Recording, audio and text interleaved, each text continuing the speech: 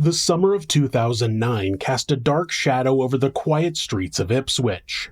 15-year-old Lorraine Thorpe stood in the dock, her young face masking unthinkable crimes. The peaceful Suffolk community struggled to comprehend how their town had birthed one of Britain's youngest double murderers. Her partnership with Paul Clarke, a hardened street drinker, spawned a reign of terror that few could fathom. Together they wove a sinister tapestry of manipulation and violence, their actions echoing through courthouse corridors and leaving families shattered.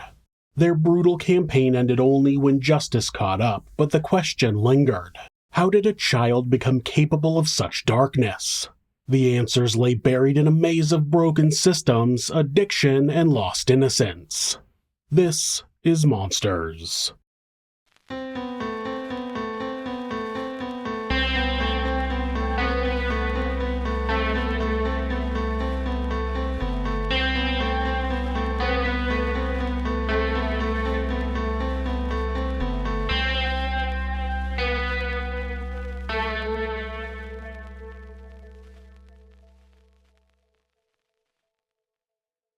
Chaos reigned in the household where Lorraine Thorpe grew up, one of 11 siblings crammed under a single roof. At 12 years old, what little stability remained in the house was shattered when her parents divorced. The choice to stay with her alcoholic father marked the beginning of a downward spiral. Father and daughter drifted between squalid flats, sometimes finding themselves with nothing but tent canvas between them and the elements. Social workers circled the periphery of Lorraine's crumbling world, their interventions falling short time and again. Specially assigned schools offered glimpses of structure, yet she always gravitated back to her father's destructive orbit. Court records paint a grim picture. A child forced into the role of caregiver for a drunken and indeed very frail father, an arrangement her defense counsel would later condemn as highly inappropriate. Medical records revealed another layer of neglect.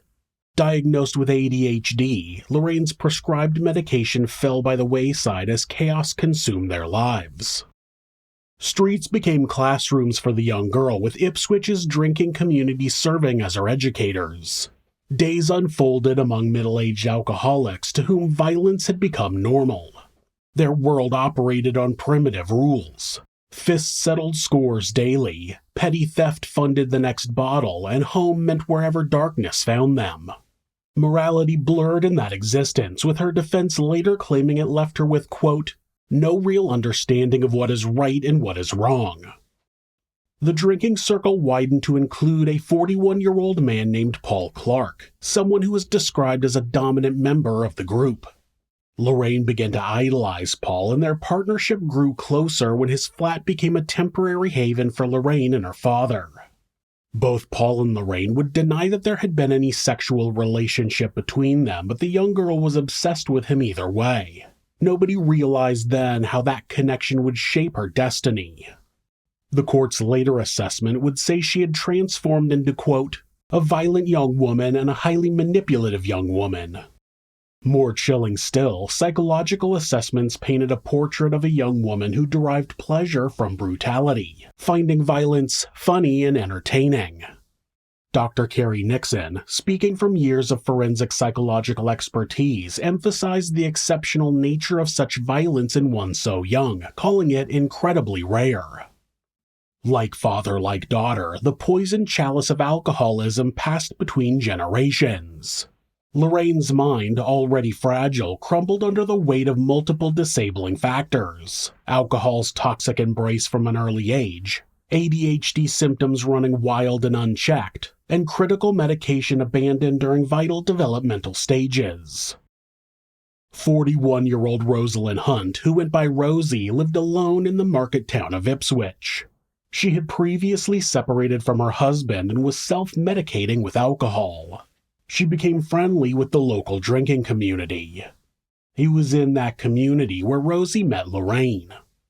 Rosie's brother would later say that he believed the local street community was taking advantage of her because she had secured government housing in the area.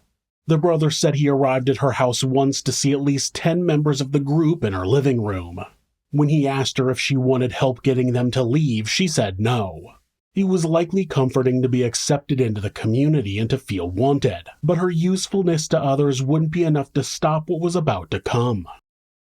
In August of 2009, Rosie had taken Paul's dog into town, and there was an incident where the dog either attempted to or did bite a child.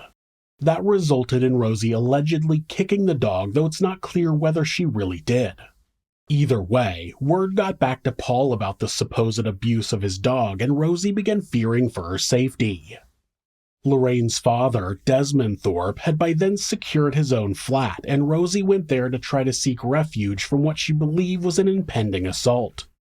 It was Lorraine who arrived and convinced her that nothing was going to happen, and convinced Rosie to join her and Paul at his place.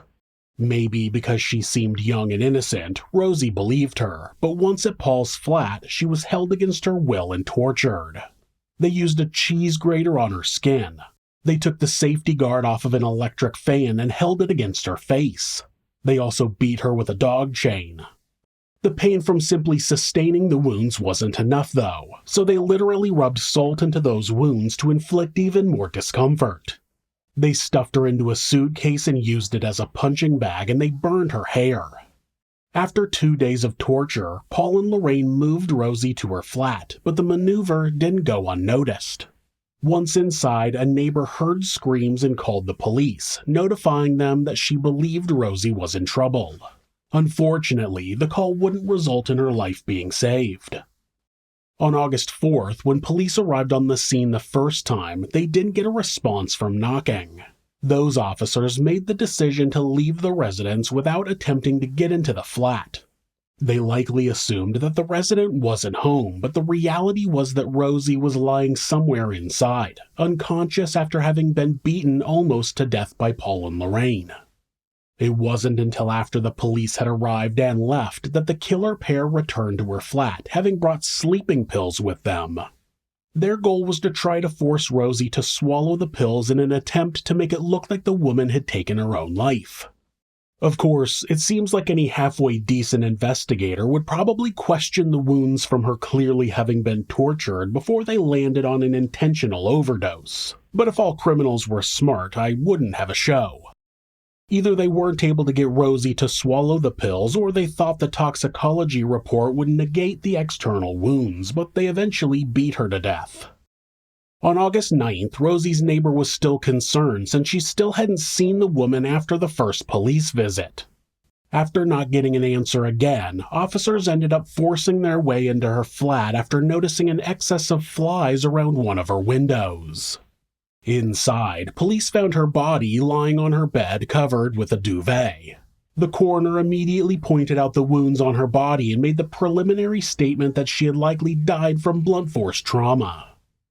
Like many careless murderers, Lorraine was not quiet about what she and Paul had done to Rosie. She bragged about the torture and beating to a number of people within the drinking community. Witnesses said she was happy about what she had done and seemed to find her actions quite funny. Unfortunately, word got back to Desmond about the crime, and he didn't think it was funny at all. He was actually so concerned that he mentioned that he was going to report his daughter and her idol to the police. In order to silence him, Paul and Lorraine took him to his flat, and after he passed out, they smothered him to death with a pillow. In one last display of callousness, Lorraine kicked her father in the head after he had been killed.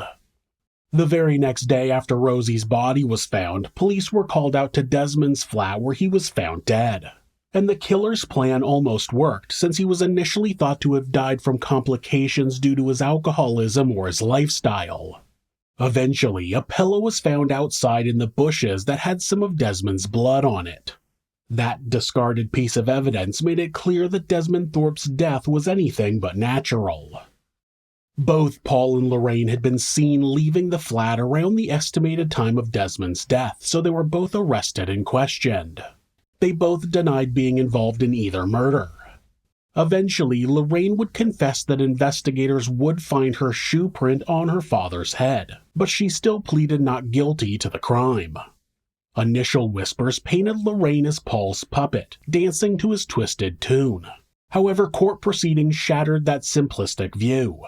Behind the facade of victimhood lurked a mind quite stubborn and willful, wielding manipulation like a weapon. The truth emerged not of a puppet and master, but of two destructive forces feeding off each other's darkness. 7 weeks of testimony echoed through Ipswich Crown Court. Judges and jurors wrestled with an unprecedented case, a teenage girl who had claimed 2 lives before her 16th birthday. Day after day, horror unfolded in measured legal tones. The accused didn't offer much of a defense, but that didn't mean the prosecution was easy. Most of the witness testimonies came from people who were alcoholics and drug addicts, something easy for the defense to brush off as unreliable. On the other hand, Lorraine's inability to control her laughter during the court proceedings painted the picture of a thoroughly heartless killer. It was also revealed in court that Lorraine had been picked up by Child Services and put into care at the end of June of 2009, but she ended up running away and returning to Paul's flat. The rumors in the community were that Rosie had made the report, and that was another motivation for Paul and Lorraine to murder her. That, along with the evidence from the medical examiner that Desmond had been smothered, sealed the fate of the 2 killers. The jury found both guilty of the murders. Paul Clarke was sentenced to life in prison with a minimum term of 27 years. Lorraine Thorpe was sentenced to life in prison with a minimum term of 14 years. During Lorraine's sentencing, the judge said, quote, "She was responsible for protracted kicking, punching, and stamping on Rosalyn, who was not fit to defend herself effectively from the outset. By the end of those attacks, she was completely helpless." Far from being sorry, Lorraine appears to have gloried in it, describing to her friends at one stage how she stamped on Rosalyn's head. The only possible explanation for Desmond Thorpe's death can be the fear that he would go and tell the police what happened to Rosalyn Hunt. I don't accept that she was entirely under the control of Mr. Clarke. She is someone who can be quite stubborn and willful and is capable of being highly manipulative herself.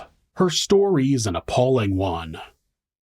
On September 1st, 2014, Paul Clarke was found dead in his cell at HM Prison Whitemoor. He had hanged himself in his cell. In the summer of 2023, Lorraine Thorpe was eligible for parole. During her parole review, 3 questions were asked. Could society risk her return? Had steel bars forged change? And what echoes of pain still haunted her victims? The answers to those questions resulted in the parole board denying Lorraine's parole. Though rehabilitation programs had planted seeds of change, addressing her decision-making and substance abuse demons, more work lay ahead. Prison walls will continue to be her horizon until a deeper transformation takes root.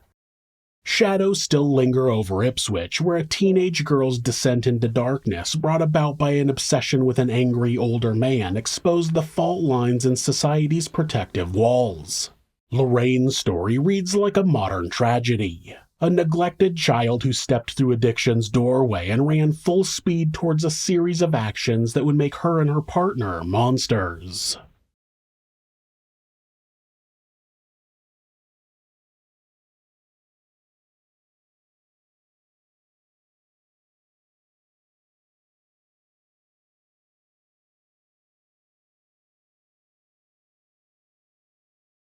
If you're a fan of true crime, hit subscribe and turn on notifications so you don't miss an episode. You can also hit like or leave us a comment. You can check out our other show, Somewhere Sinister, on YouTube or anywhere that you listen to podcasts. If you'd like to support the show, check out our merchandise at thisismonsters.com. The link is in the description. Thanks again, and be safe.